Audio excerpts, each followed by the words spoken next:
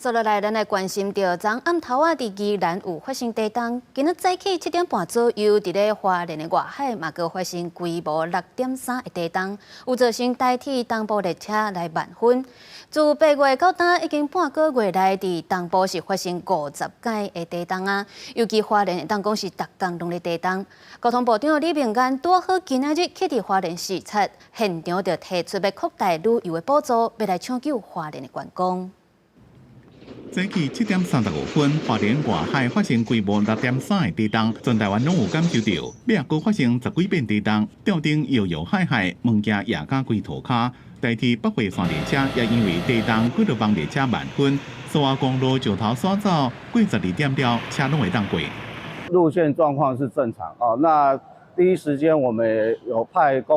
维修工程车公务的维修工程车，还有电力维修车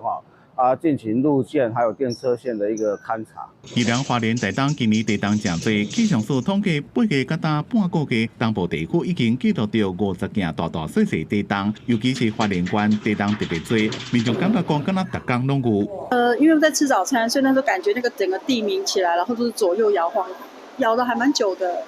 但是大家都蛮镇定。我觉得没有怕不怕呢，大自然的力量都是要敬畏的。交通部长昨日也拄好伫咧花莲视察，感受到地震对花莲观光的影响，特别将原本对花莲旅游的补助，对一个人一遍增加到10个月拢一人一遍，时间也延长到11个。一那外国团客的补助也增加3万到5万，希望会当提振花莲的观光景气。记者综合报道。